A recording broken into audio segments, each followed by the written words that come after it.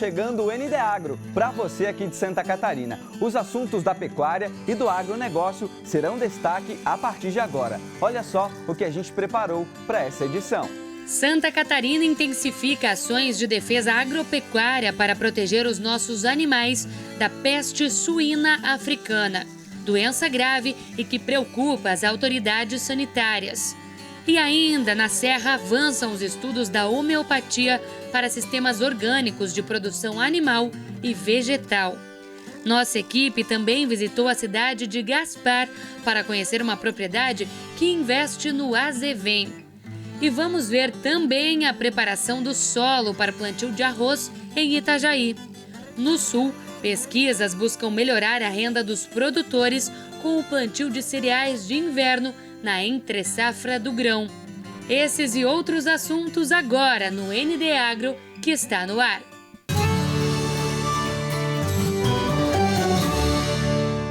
E após a notificação do primeiro caso de peste suína africana na América, Santa Catarina tem intensificado as ações de defesa agropecuária para proteger os suínos. Os catarinenses são os maiores produtores e exportadores de carne suína do país. A peste suína africana é um vírus que não oferece risco à saúde humana, mas que pode acabar com criações de suínos. Altamente contagiosa e transmissível, a doença tem alta taxa de mortalidade. Isso, segundo a Organização Mundial da Saúde Animal. Ela apresenta como sinais clínicos principais febre alta, acima de 40 graus, perda do apetite, perda do peso, pode ter sinais respiratórios, aborto.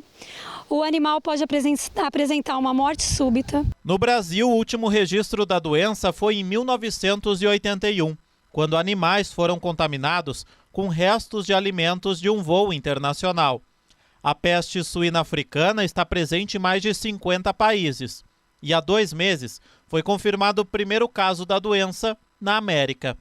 Isso aconteceu na República Dominicana, o que acendeu um alerta para as autoridades catarinenses. Então existe uma preocupação realmente muito grande, porque agora a peste suína africana ela está atingindo 5 continentes. E a proximidade com o Brasil causa uma preocupação muito grande, porque essa doença ela impacta diretamente as exportações. E o Brasil ele é o 4º maior produtor de carne suína e o 4º maior exportador de carne suína também. A carne suína produzida em Santa Catarina é exportada para mais de 150 países. É responsável por 70% de toda a exportação e mais de 30% do produto interno bruto estadual. E para evitar que a doença chegue aqui, criadores estão sendo orientados. A gente tem um controle bem rigoroso da parte de biosseguridade e a gente indica os produtores a não aceitarem uma visita de quem não seja da área técnica informado pela empresa para trabalhar no lote, né? Até mesmo os produtores estão seguindo cuidados especiais. Quando a gente está lá para fora, em outros lugares, para a gente vir para a granja, a gente troca o calçado. Até a gente tem ali outros calçados, né? Ou de fora fica ali e usa aquele que tem ali dentro daí, para evitar as doenças, né? A Cidasc, Companhia Integrada de Desenvolvimento Agrícola de Santa Catarina, também intensificou as fiscalizações nas propriedades. Tudo para evitar que a peste suína africana chegue no estado. Nós fazemos um trabalho de educação sanitária e de proximidade com o produtor. Então nós queremos trazer o produtor para junto de nós, para que a gente possa ter uma atividade de vigilância muito mais intensa e que, se for necessário fazer uma detecção precoce da peste suína africana, que ela seja o mais rápido possível. E olha que projeto legal! No Brasil, a homeopatia vem sendo utilizada em sistemas orgânicos de produção animal e também vegetal. E aqui em Santa Catarina, a EPAGRE desenvolve estudos nessa área na Estação Experimental de Lages. Então, vamos conhecer o laboratório que fica na nossa Serra Catarinense. Olha só!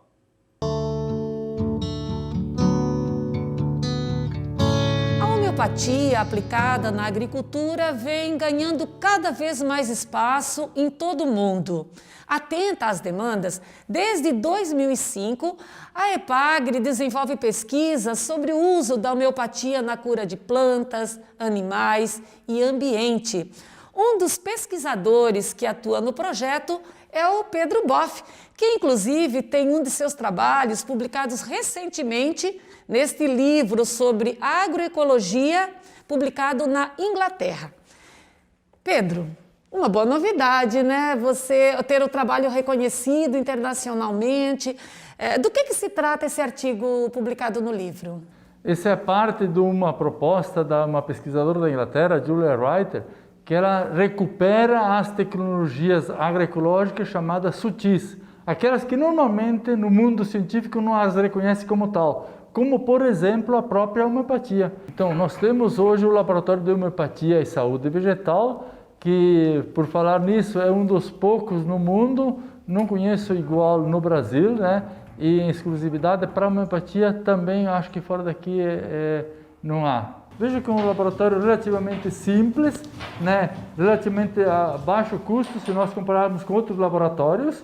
E o insumo principal são os vidros, álcool e as matrizes que a gente adquire em farmácia idônea. E como é que você chega à conclusão de qual é o medicamento mais adequado para aquela necessidade, para aquele tratamento? Bom, esse é o papel do terapeuta homeopata, que pode ser um técnico, agrônomo, veterinário ou mesmo agricultor com capacitação. Então ele analisa o quadro enfermo, o sistema enfermo, o animal enfermo, a planta enferma, e aí tem todo um processo que nós chamamos de semiotécnica, né, metodologia de avaliar quem é o núcleo do enfermo. Em função disso, com o núcleo do enfermo, aqui temos sintomas do enfermo, nós buscamos nas homeopatias, nos livros já descritos, um similar preparado homeopático para curar aquele enfermo, um similar em sintomas que já estão descritos, né? E assim aplicamos. É uma necessidade do agricultor hoje, em função de que os insumos que ele adquire convencionalmente são muito caros e de resultados também nem sempre esperados. E a primeira coisa que a gente faz é conversar para disponibilizar uma capacitação, uma educação em homeopatia para saber como utilizar melhor a homeopatia. Mas o melhor seria também um curso um pouquinho mais completo, onde junto com o técnico, o agricultor pode se formar como um terapeuta prático para uso lá na propriedade. Você conhece o azevém? Quem vive no campo sabe bem do que eu estou falando. Ele é uma alternativa de pastagem para as baixas temperaturas. A espécie é importante aqui para a região sul do país. Nossa equipe foi até a cidade de Gaspar, no Vale, para conhecer uma propriedade que investe nesse tipo de forrageira.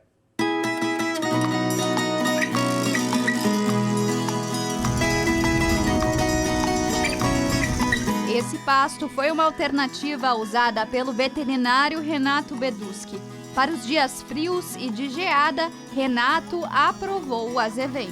Inclusive as vacas de cria, né, que geralmente perdem muito peso no inverno, mas elas mantiveram, e as vacas vazias e os bezerros aumentaram muito o peso, muito mesmo, sabe? O pasto tem alguns cuidados específicos. O pastoreio precisa ser rotativo. Para o azevém, a gente propõe sempre assim, a entrada de 20 a 25 centímetros de altura do azevém e a saída dos animais, aí se chama o pastoreio rotativo, né, ou rotatino, que é em torno de 12 centímetros, já tem que tirar os animais. Então vão passando de piquete a piquete conforme a disponibilidade que tem de azevém, conforme a sua altura, né? Então termina com esse vazio forrageiro, além de trazer todos os benefícios com a introdução do azevém, que a gente está adubando o azevém, né? Está calcareando o azevém, mas também está deixando todo esse resíduo de adubo para a pastagem nativa, que brota ali a partir de setembro, né? E assim que termina o ciclo do azevém, já tem o campo nativo. A época mais indicada para essa prática é a partir da metade de abril. É nesse período que as espécies nativas começam a paralisar o crescimento por conta do frio. Aqui nós não temos frios intensos, mas mesmo assim o nosso pasto sente muito. Ele seca e ele não tem propriedades, ele perde toda a propriedade do pasto. Então com o azevém é esse incremento que nós estamos dando para o produtor, né? Segundo a Secretaria de Agricultura, pelo menos 11 propriedades aqui em Gaspar já cultivam o azevém. Essa graminha aqui tem até uma aparência diferente da do pasto natural na região. E pelo jeito, o gosto também é, já que os animais não param de comer. E realmente, Renato notou que o gado aceitou o azevém como alimento. Esse capim é muito paladável e tem um capim macio, sabe? O gado é louco por ele. Na paisagem, dá para perceber que existe uma diferença na folha do azevém e do pasto nativo. O azevém é verde vivo, enquanto o pasto natural aparenta ter sofrido com as baixas temperaturas. O azevém também é uma boa alternativa para a ração, já que o cultivo tem melhor custo-benefício. A ração depende muito de milho, de soja. Como a gente sabe que essas commodities estão muito caras, então a introdução de espécies forrageiras ou o próprio melhoramento da pastagem nativa compensa.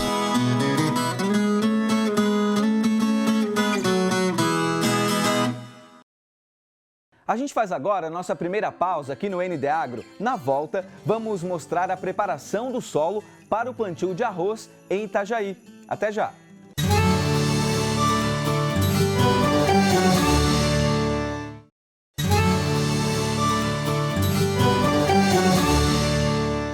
Estamos de volta e o arroz é o produto agrícola com forte produção aqui em Santa Catarina. Em Itajaí, a rizicultura é destaque econômico na cidade e a preparação do solo para o plantio desse grão já começou por lá. Olha só.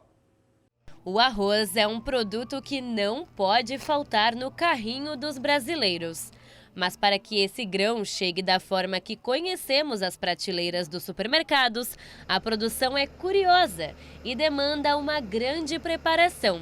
Para que o arroz tenha qualidade, tudo precisa ser feito no tempo certo. É importante que tenha a época certa, como todas as culturas, as lavouras, né, tem a sua época certa para o plantio, né? É o tal do zoneamento agrícola, né? Então tem que estar dentro do período para uma melhor produção, vamos dizer assim, né? A época mais adequada para a preparação do plantio é agora, entre agosto e setembro, meses em que a chuva e o frio já estão mais amenos. Aí, quando dezembro chegar e trouxer o calor, o arroz já estará pronto para a colheita. Em Itajaí, a rizicultura é a principal atividade agropecuária. Por aqui são 1.900 hectares, divididos por 50 famílias, onde anualmente saem 15 mil toneladas de arroz. Uma das famílias produtoras é a do Sérgio. O rizicultor trabalha no ramo há mais de 40 anos e sabe bem da importância de cada etapa, desde a preparação até a colheita. Agora nós estamos preparando o plantio, né? Então agora é colocado a água, né? É picado, depois é alisado e depois é botada a semente de molho, né? Quando ela está pré-germinada, é semeada, né? Jogada aqui e depois quando ela tiver com 4, 5 dias dentro da água, tu tira a água para poder ela pegar vigor, né? Todo esse trabalho de meses feito pelas famílias, como a do Sérgio, trazem resultados positivos para Itajaí. Isso gera impostos, gera postos de trabalho, gera riquezas para o município, né? Não é o principal produto econômico da cidade, mas aqui no interior ele é significativo porque ele mantém nossas famílias com um nível de vida muito bom. É o produto que tem pago melhor remunerado o nosso produtor. O assunto agora é a pecuária produtiva. A nutrição das vacas é um dos pontos mais importantes para uma atividade rentável, mas isso também está diretamente ligado aos custos de produção. A equipe da EPAGRE mostra agora para a gente as pesquisas em andamento aqui no estado sobre o manejo nutricional das vacas de cria. Olha que interessante. Saber qual a melhor dieta nutricional para as vacas não é tarefa fácil. Isto porque a alimentação é o item que mais impacta no valor da produção e pode chegar a 70% dos custos variáveis da propriedade. Por isso, a lucratividade da pecuária começa aqui, no pasto. A prática de um bom manejo nutricional dos animais pode ajudar muito a reduzir os custos e gerar maior renda aos produtores. Este é um dos focos da pesquisa da EPAGRE na Estação Experimental de Lages. Por aqui não falta pasto de qualidade. Em todas as etapas do processo, os pesquisadores estão atentos para saber qual a melhor estratégia nutricional do rebanho. Recentemente, nós conquistamos na região serrana o selo de indicação geográfica do queijo artesanal serrano. E esse queijo é produzido a partir do leite de vacas de corte, que são alimentadas em pastagens naturais. Então, além da produção do queijo, nós também temos a tradição na pecuária de corte, que é a produção de terneiros nessa região. E a nutrição desses animais, tanto para a produção do queijo serrano quanto para a produção dos terneiros, é basicamente a mesma. No ciclo de produção, as vacas apresentam diferentes fases: a da gestação, a da lactação. A pesquisadora explica como essas fases influenciam na ingestão de nutrientes. A vaca, quando está no início da lactação, ela tem uma exigência nutricional bastante grande, porque em sistemas, que a gente preconiza que a vaca produza um bezerro por ano, quando ela se encontra no pico da lactação, ela já tem uma nova gestação. Então, nessa fase, ela precisa de nutrientes para a lactação e para iniciar uma nova gestação. Então, é uma fase que precisa de um aporte de proteína e energia para o animal. O sistema rotacional dos piquetes garante pasto de qualidade e em quantidade ao rebanho. Isso conta muito para atender às necessidades nutricionais de cada vaca. Os nutrientes principais são as fibras, energia e proteína. E onde eu encontro esses nutrientes, A importância principal na alimentação das vacas são as pastagens. Então, não adianta nada eu investir em suplementação se eu não tiver uma base forrageira adequada para cada fase dos animais. Então, é muito importante o planejamento da propriedade para que eu tenha forragem disponível ao longo de todo o ano. O uso de milho e farelo de soja tem grande impacto no custo da alimentação. A Epagre orienta para que a produção seja à base de pastagens e outros alimentos alternativos. Como alternativa ao uso de milho e farelo de soja, que encarecem a alimentação animal, a gente pode usar os resíduos de agroindústrias. Porém, precisam de alguns cuidados na escolha do resíduo, como o teor de água. Se o alimento for muito úmido, ele exige alguma conservação na propriedade para que não tenha deterioração e provavelmente alguma ingestão de toxinas pelos animais. E resíduos como as palhas, restos de culturas, eles têm uma qualidade nutricional muito baixa. Então eu tenho que adequar também ao momento, animais que têm uma menor exigência nutricional para utilizar esses alimentos. O recado principal é que não existe uma formulação, uma regra básica que funcione para todos os produtores. Então eu preciso traçar minhas estratégias dentro da propriedade, sempre lembrando de adequar com a fase produtiva do animal, a qualidade da pastagem e tentando utilizar o suplemento como realmente um complemento dos nutrientes que faltam na alimentação do animal naquela fase produtiva.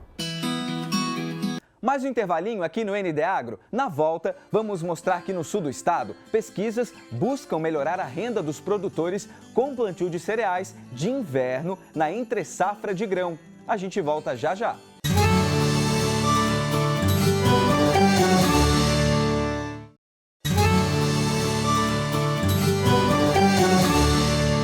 Estamos de volta e o projeto de lei complementar que trata do ICMS para a agropecuária avançou na Câmara dos Deputados. O projeto visa a prorrogação até 2032 dos incentivos fiscais baseados no Imposto sobre a Circulação de Mercadorias e Prestação de Serviços, o ICMS, para o comércio e também o segmento dos produtos agropecuários in natura. A proposta recebeu o sinal verde da Comissão de Constituição e Justiça e da Cidadania nessa semana que passou. O projeto ainda será analisado em plenário da Câmara, mas não há data prevista. Os deputados querem alterar a Lei Complementar de 2017, que estabeleceu regras para a validação de incentivos fiscais vinculados ao ICMS, e a gente continua acompanhando esse caso.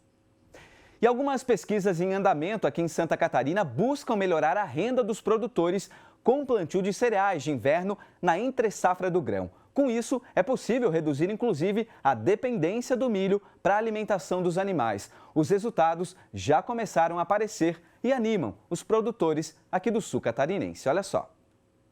Além de resolver a falta de milho para alimentação animal, a nova plantação deve aumentar a renda dos produtores. A ação é da Secretaria de Estado da Agricultura e da EPAGRE e tem apoio da Cooperja, uma cooperativa agroindustrial do sul do estado. Nós somos um estado forte produtor de carne de suína e de frango, então o estado consome muito milho.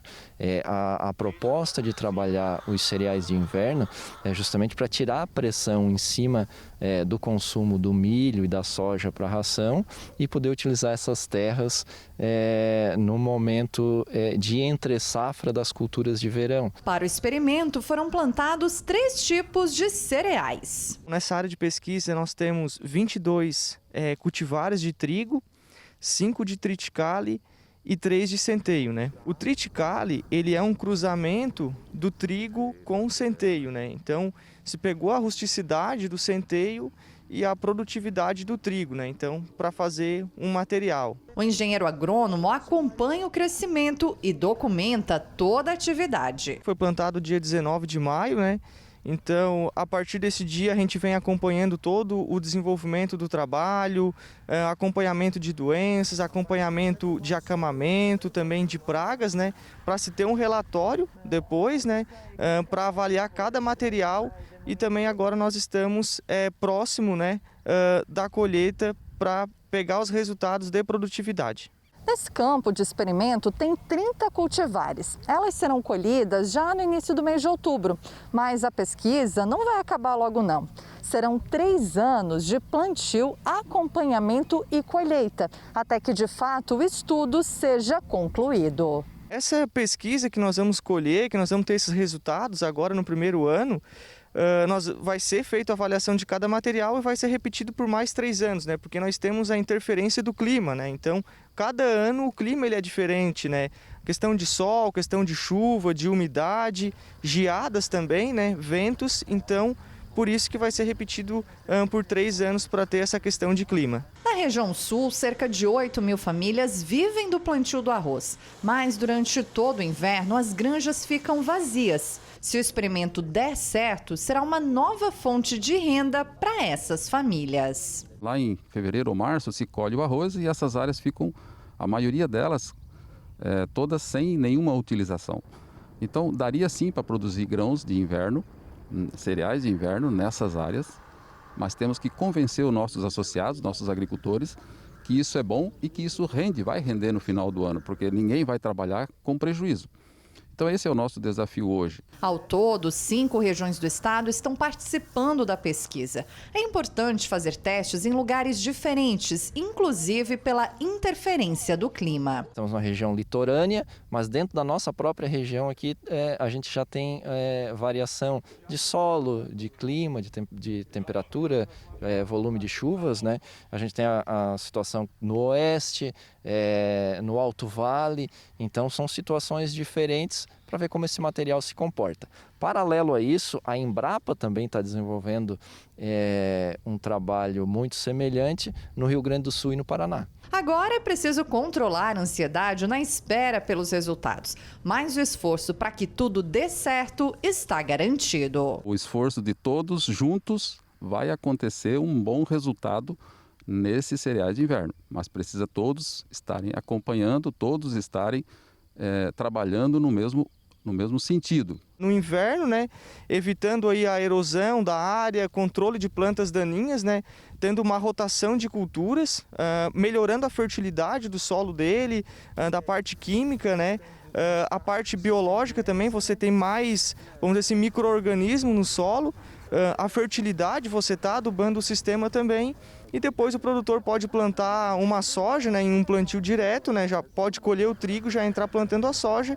E aí também tem uns experimentos que nós estamos fazendo em área de arroz para entrar plantando o arroz, né? Tá aí, são estudos e alternativas importantes para os produtores aqui de Santa Catarina, já que há uma dependência muito grande do milho. Assim a gente finaliza o ND Agro de hoje. Lembrando que outros assuntos do estado e do país é só você acessar o nosso portal ND+. Ótima semana, até domingo que vem. Tchau, tchau.